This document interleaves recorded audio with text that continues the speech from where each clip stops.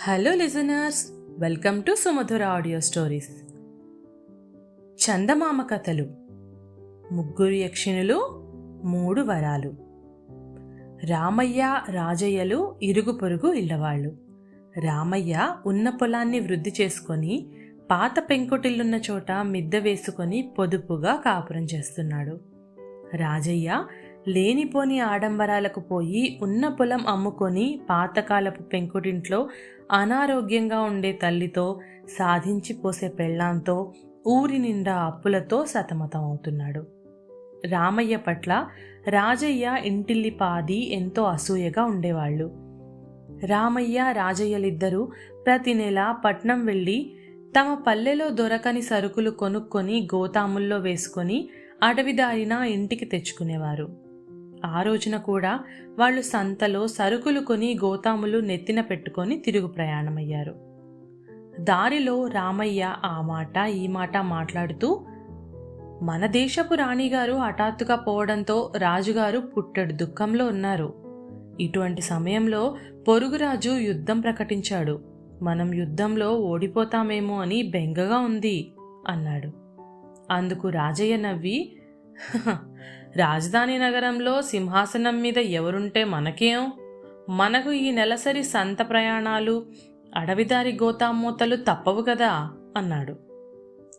అది సరే, ఆ వానదేవుడు మన ఊరి మీద పగబట్టినట్టుగా 2 ఏళ్ల నుంచి వర్షాలు లేవు అన్నాడు రామయ్య. శ్రావణ మాసంలో నిప్పులు చెరుగుతున్న ఎండవేడిమికి తాళలేక. ఈ సంగతి తేలిగ్గా తీసుకుంటూ రాజయ్య, పొలం పుట్ర ఉన్నవాడివి కాబట్టి నీకు వర్షాలు లేవని దిగులు, నాలాంటి వాడికి పోయేదేమింది? ఈ ఊరు కాకపోతే మరొక ఊరు అన్నాడు. వాళ్ళు దారిలోంచి అడ్డదారి అయిన అడవిదారిలోకి మళ్ళుతూ ఉండగా రాజయ్య బంధువులు ఎవరో బాడుగ బండిలో వెళుతూ కనిపించారు. రాజయ్య ఆ బండిని ఆపించి, రామయ్య, బండిలో ఒకరికి మాత్రమే చోటుంది, ఏమీ అనుకోకేం అంటూ బండి ఎక్కి వెళ్ళిపోయాడు. రామయ్య ఒంటరిగా అడవిదారిన వస్తుండగా దారిలో అడ్డంగా పడి ఉన్న ఎండు కొమ్మ ఒకటి కాలికి తగిలి బోర్లా పడ్డాడు. గోతాంలోని సరుకులన్నీ చెల్లాచెదురయ్యాయి. అతడికి స్పృహ తప్పింది. మళ్ళీ రామయ్యకు తెలివి వచ్చేసరికి చీకటి పడబోతుంది. అతడు కింద పడిన సరుకులన్నీ గబగబా గోతాంలో వేయసాగాడు. ఆ సమయంలో పాతకాలపు రాగి ఉంగరం ఒకటి అతడి చేతికి చిక్కింది. దాన్ని వేలుకు పెట్టుకొని గోతామును తల మీద పెట్టుకోబోతుండగా ఎదురుగా కనిపించిన అద్భుతాన్ని చూసి ఉక్కిరి బిక్కిరయ్యాడు. ఎదురుగా ఉన్న చెట్ల గుంపు మధ్య కళ్ళు చెదిరే కాంతులతో అందమైన భవనం. పగలు వెళ్ళేటప్పుడు లేని భవనం ఇప్పుడెలా వచ్చినట్టు? రామయ్య గోతాము కిందికి దింపి రెప్ప వేయకుండా భవనం కేసి చూడసాగాడు. అంతలో వేలికి పెట్టుకున్న పాతకాలపు రాగి ఉంగరం బిగుతనిపించడంతో దానిని మరొక వేలుకు పెట్టుకుందామని తీశాడు రామయ్య. ఆశ్చర్యం! కాంతులీనే అద్భుత భవనం కళ్ల ముందు నుంచి అదృశ్యమైపోయింది. రామయ్య నివ్వెరపోతూ ఉంగరం మరొక వేలికి పెట్టుకున్నాడు. మళ్లీ భవనం కళ్ల ముందు ప్రత్యక్షమైంది. దానితో అతడికి ఆ ఉంగరం మహిమ తెలిసిపోయింది. అది వేలికి ఉంటేనే ఆ భవనం కనిపిస్తుందన్నమాట. బయటికే అంత సుందరంగా కనిపిస్తున్న భవనం లోపల మరింత అద్భుతంగా ఉంటుందో చూడాలన్న కోరిక పుట్టింది రామయ్యకు. అతడు అడుగులో అడుగు వేసుకుంటూ పోయి భవనంలో ప్రవేశించాడు. ముందు విశాలంగా ఉన్న గదిలో అద్భుత సౌందర్య రాశులైన 3 యక్షిణులు నవ్వుతూ కబుర్లు చెప్పుకుంటున్నారు. వాళ్ళు హఠాత్తుగా లోపలికి వచ్చిన రామయ్యను చూసి నిర్ఘంతపోయి, ఎవరు నువ్వు అని అడిగారు. రామయ్య వాళ్లకు తనను గురించి చెప్పుకొని, ఇదేదో నే విన్న ఇంద్రభవనంలా ఉంది, ఒక్కసారి భవనమంతా తిరిగి చూసి నా దారిన పోతాను అన్నాడు. ఆ జవాబుకు యక్షిణులు అదిరిపడి, మానవ మాతృలకు ఇందులో ప్రవేశం నిషిద్ధం, వెళ్ళిపో, కావాలంటే 3 తలొక వరం ఇస్తాం అన్నారు.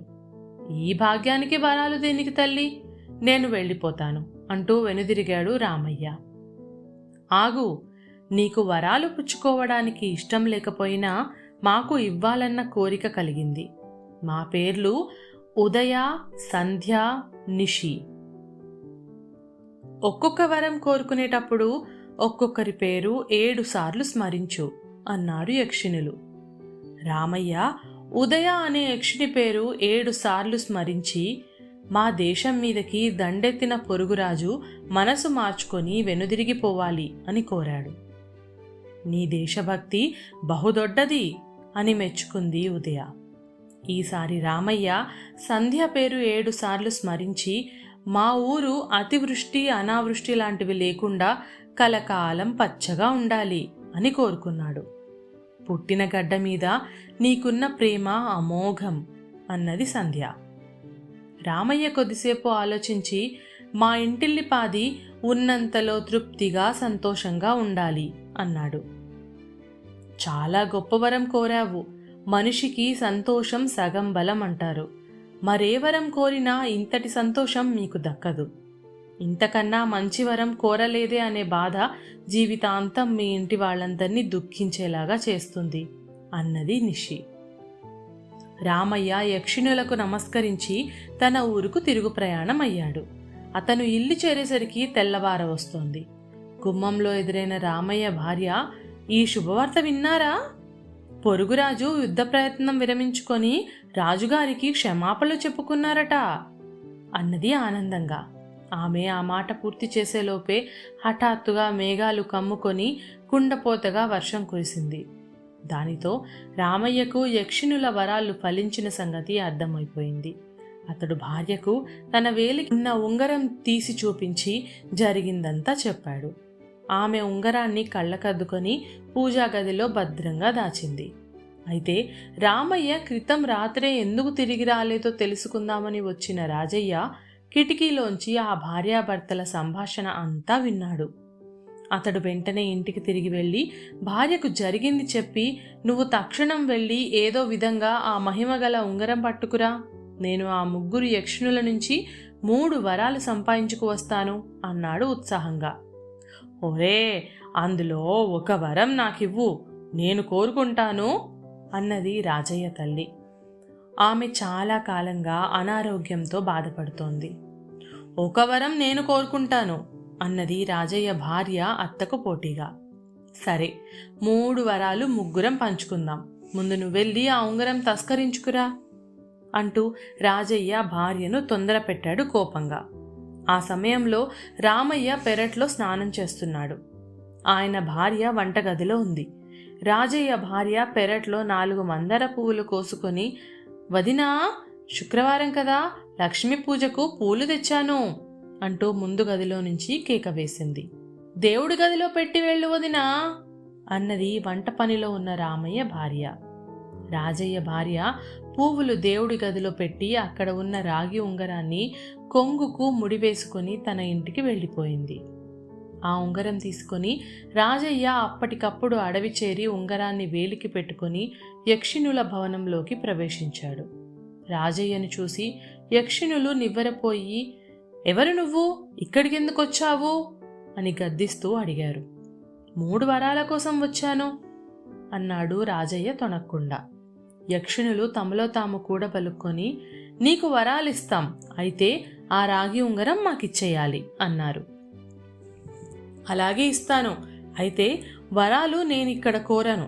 మా అమ్మ, నా భార్య, నేను తలా ఒకటి మా ఇంట్లో కోరుకుంటాం. మీ పేర్లు 7 మార్లు స్మరించాలి, వరం కోరాలి, అదే కదా పద్ధతి అన్నాడు రాజయ్య. అవును, అలాగే చెయ్యాలి అంటూ రాజయ్య దగ్గర ఉంగరం తీసుకున్నారు యక్షిణులు. ఆ మరుక్షణం యక్షిణులు లేరు, భవనము లేదు. రాజయ్య అడవి మధ్యలో ఉన్నాడు. వచ్చిన పని అయింది కదా, యక్షిణులుంటేనేం లేకుంటేనేం అనుకుంటూ రాజయ్య ఉత్సాహంగా ఇల్లు చేరేసరికి భార్య, తల్లి అతడి కోసం ఆత్రంగా ఎదురుచూస్తున్నారు. రాజయ్య వాళ్లకు జరిగింది చెప్పాడు. వెంటనే యక్షిణి ఉదయ పేరును రాజయ్య తల్లి 7 సార్లు, సంధ్య పేరును రాజయ్య భార్య 7 సార్లు, నిషి పేరును రాజయ్య 7 సార్లు స్మరించి ఏం వరం కోరుకోవాలా అన్న ఆలోచనలో పడ్డారు. ముందుగా రాజయ్య తల్లి, నాకు నిండు 100 ఏళ్ల ఆయువు కావాలి అని కోరుకుంది. అనారోగ్యంగా ఉన్న అత్తకు సేవ చేయలేక సతమతమవుతున్న రాజయ్య భార్య, ఆయువు దేనికత్తా, బతికినంత కాలం లేచి తిరగగలిగితే అదే 10,000 అన్నది. అంతే, రాజయ్య తల్లి టక్కున మంచం మీద లేచి కూర్చుంది.